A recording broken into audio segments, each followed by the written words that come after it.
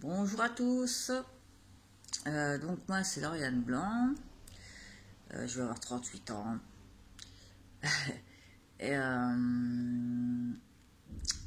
je suis écrivaine et beatmaker, donc pour voilà, refaire un peu le tour, vous pouvez trouver mes 8 ouvrages sur les sites Fnac, Amazon, des livres, les éditions du net, etc. etc. Si vous aimez un peu le côté psychologie, tout ça, enfin voilà, ça parle beaucoup des divers troubles, enfin de beaucoup de choses, hein, de tout et de rien. Voilà, donc vous pouvez les acheter, les commander, les lire. Il y a aussi ma chaîne de composition musicale que vous pouvez également aller voir et écouter un peu ce que je fais, parce que bon, quand je me suis lancée, en fait, j'ai publié toutes les musiques que je faisais depuis le début pour voir l'évolution. Et voilà, donc c'est lent, c'est long, c'est compliqué, mais il faut s'accrocher. Quand on a des rêves dans la vie, je pense que il faut s'accrocher. Voilà. Faut pas écouter les autres qui vous découragent ou qui vous empêchent, qui vous dissuadent, ce genre de choses. Il faut vraiment s'accrocher. Quand on est passionné, on est passionné. Voilà, donc par la même occasion, si vous avez des rêves, ne désespérez pas, accrochez-vous. Et il n'y a pas de... Il n'y a pas trop de secrets, il faut travailler. Et avoir un juste milieu aussi, parce que personnellement j'ai un TDAH qui me fait défaut. Alors déjà, comme je suis une personne autiste, j'ai mes centres d'intérêt, voilà, je peux me concentrer excessivement pendant au moins 10 heures, 12 heures, enfin voilà. Quand j'ai un espèce de fonctionnement où je vais m'acharner au lieu de laisser tomber pour prendre du recul. Et je vais continuer, je vais m'acharner, ça va m'énerver et je vais faire n'importe quoi.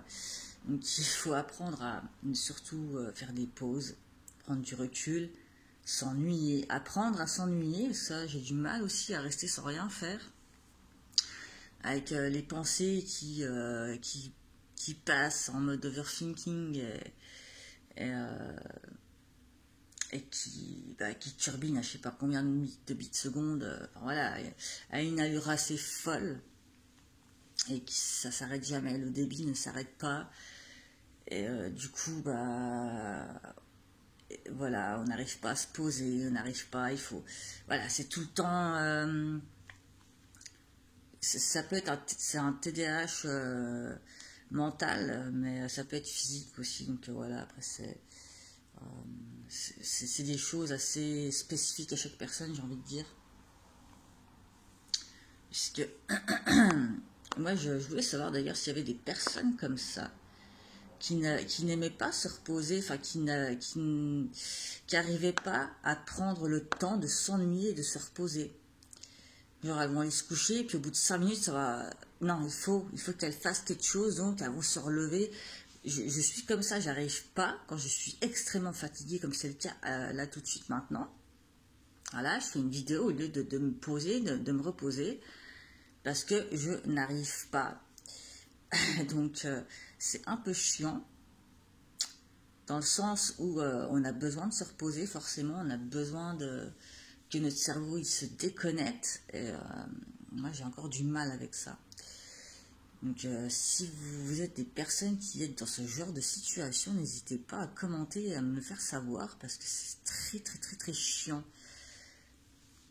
Donc voilà, vous pouvez retrouver mes livres, regardez un peu ce que je fais au niveau composition musicale, et si vous aimez bien, n'hésitez pas à vous abonner, à liker, à commenter, voilà. Et je voulais revenir sur un petit point aussi.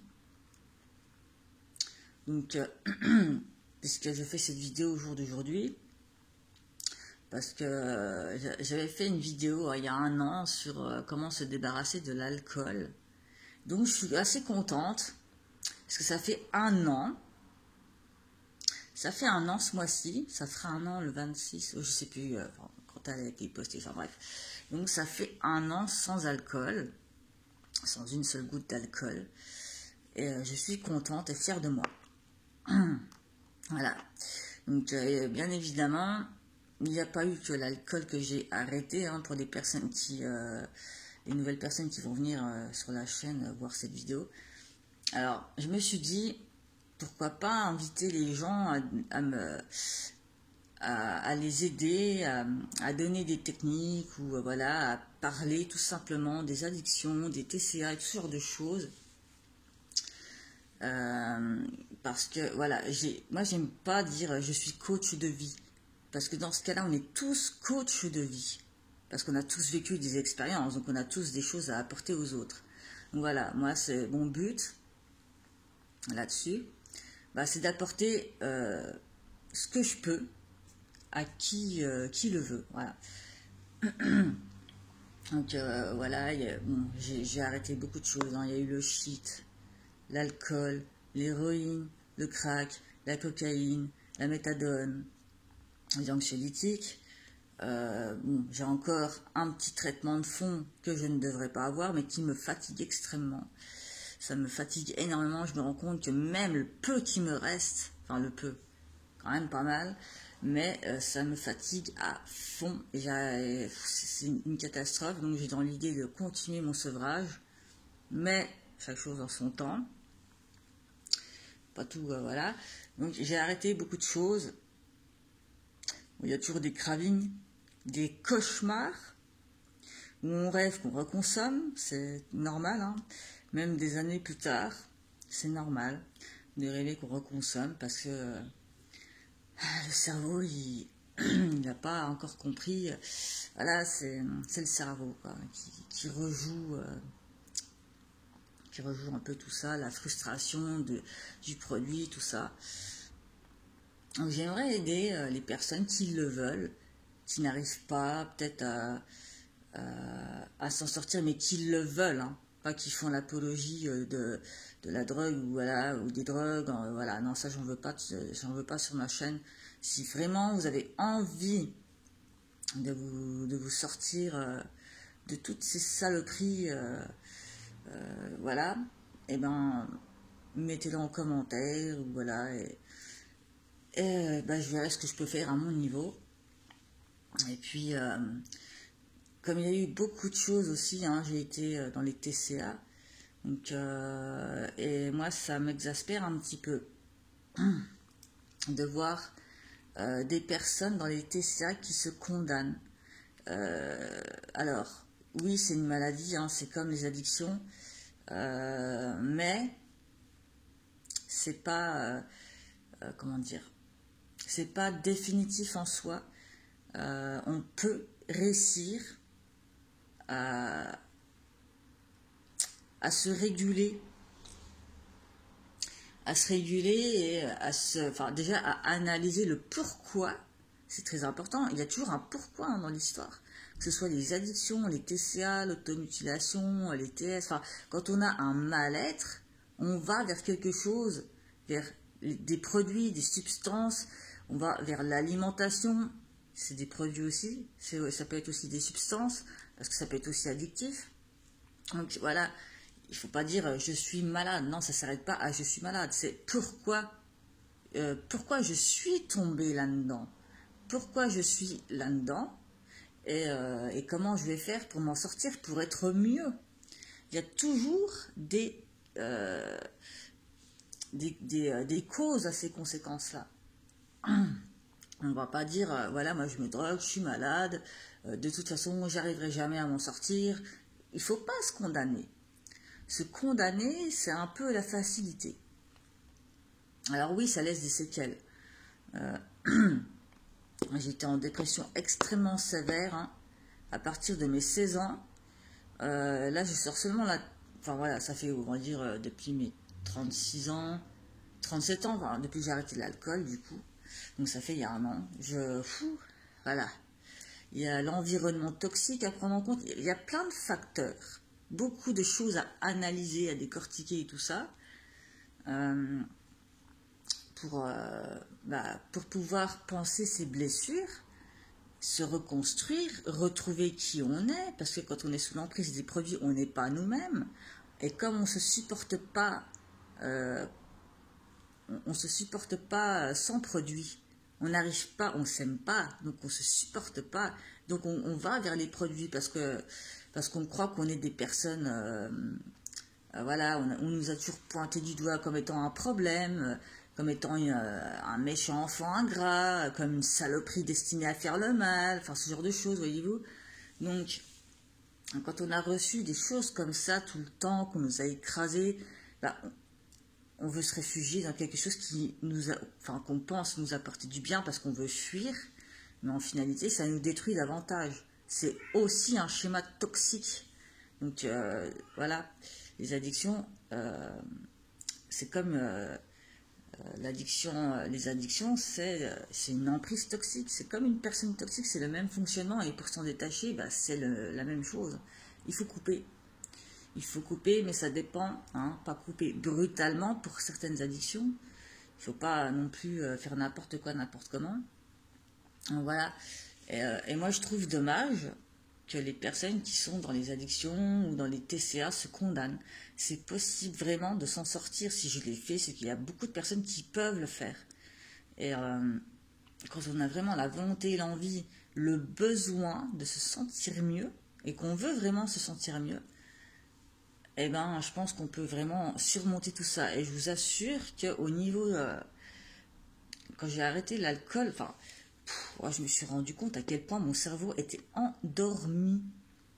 Et c'est vrai, c'est vachement... Je sais pas comment qualifier ça, mais on sent que ça se réveille, quoi. C'est très violent. Enfin, c'est... Voilà. Mais ça fait ça un peu avec tout, hein. Que ce soit des anxiolytiques ou d'autres trucs. Voilà. Chaque addiction a sa manière quand on arrête, ça redescend et fou. Mais ça a fait un bien fou de se retrouver, de savoir comment on fonctionne, qui on est vraiment, sans artifice, sans rien. Donc voilà, enfin sans rien, il y a toujours, voilà, moi il me reste la clope aussi à faire et le reste de mes médocs, mais on peut pas non plus, voilà, on peut pas être à 100%, voilà. Hein.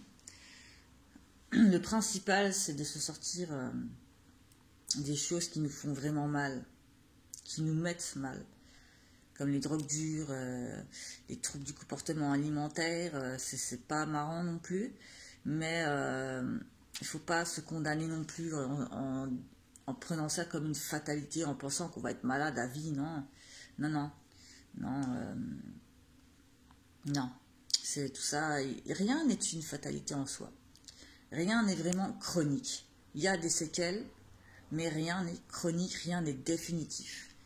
Et quand on se pose les bonnes questions, bah c'est à partir du moment où on fait le lien entre nos traumas et